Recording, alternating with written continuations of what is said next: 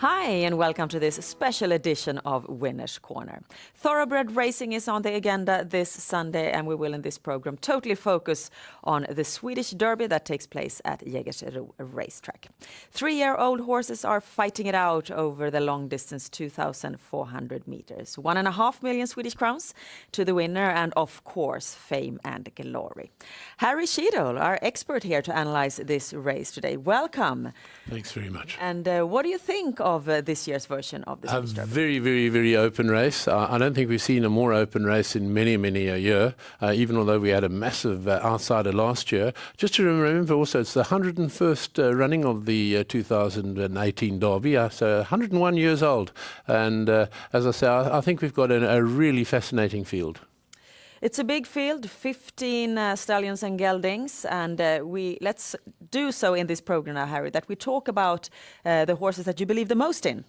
And we do that in the order that they appear on the starting list. And that means that we will start with number 3, Arctic Waltz, trained by Lennart Junior Reuterskiöld, and Per-Anders Gråberg is riding. First of all, Lennart Junior Reuterskiöld, he was the one that trained the huge outsider Dorsia last year. Arctic Waltz, he won't make such a big upset this year if this horse wins. No, he's had 9 starts, 6 seconds, and he was beaten only a neck last time, but he was finishing like a rocket, and his turn is coming. But what's interesting is there are a couple of horses that are still maidens. They haven't ever won a race, and that's quite unusual in a derby. So, but I think he's definitely in with a chance of skipping away from them down the straight.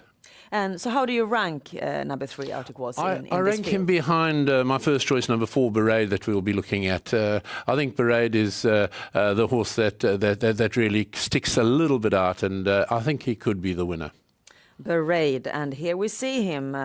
Jacob Johansson is going to ride, and Nicholas Clement is the trainer. Here we see him out on the dirt track, but he's been out in his last race on the grass track, finishing 6th. Would you say that he performs better on the dirt track than on the grass? It appears so. He won a classic race in France on the poly track, and he's certainly shown a liking for all-weather tracks and dirt tracks. But remember, the last 2 races they've prepared him for, the going has been exceptionally heavy on the grass, and that does affect a lot of horses. I think this horse is going to show. He's won at Jägersro as a 2-year-old. Jakob Johansson knows him very well. Jakob Johansson is a very, very strong jockey. I think that really Berade is a really, really worthwhile favourite. The next horse that you've chosen to talk about is number 9, Sea Lieutenant, trained by Francisco Castro and ridden by Martin Rodriguez. Francisco Castro, he has 3 horses in this race. Number 9, Sea Lieutenant, is he the best one? I think so. He's won 3 long-distance races, his last 3 races. He's shown that he knows where the winning line is, even although you saw Arctic Waltz getting very close there. But Sea Lieutenant, he did nothing as a 2-year-old, but suddenly now has blossomed out. And I think the distance he likes, he's obviously proved that he's going to be a very, very good placing here. And remember, he did win the Derby trial. Mm-hmm. Right now, he's just ranked 5th by the punters, Sea Lieutenant. Considering that he has 3 straight wins, isn't that a little bit weird? Not really. I mean, he's a good horse, but I think when you look at Arctic Waltz and you see Berade, they are coming into their own. Even although Arctic Waltz hasn't won yet, that finish in the Derby trial, I think there's going to be very hard for Sea Lieutenant to beat the likes of those 2. But he's definitely up there in the top 3-4. Let's move on to the last horse that you want to talk about in this race, and that is number 10, Square de Lune, trained by Norwegian Nils Petersen, and the jockey is Rafael Chisto. Yeah, this is a very, very capable horse. He came 2nd in the Norwegian Guineas 2,000 metres at Övervoll. He's coming into his own. He's well bred. Definitely on an improving horse. You see him here down the straight in Övervoll, and it's not very easy. But as I say, he's a very, very capable customer, and it wouldn't surprise me to see him in the winning enclosure. Jockey also very well known in the big races. And here we see the whole field. Is there anyone else here that you want to lift? Yes, there is. There's one, Maria, Johnny Be Good.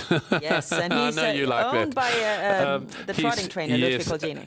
Yes, and also trained by one of my favorites, Hans Adielsson, father to Erik Adielsson. And as I say, Johnny Be Good, great breeding. He's son-in-law to the great Galileo, and that is a tremendous amount, one of the greatest stallions we've had, or not we have, the world has seen. A really good outside bet if you're looking for something there. Otherwise, just a couple extra, possibly to look at Shake the Disease, Manuel Martinez from the Castro stable, and his other coupling there, 12 couples.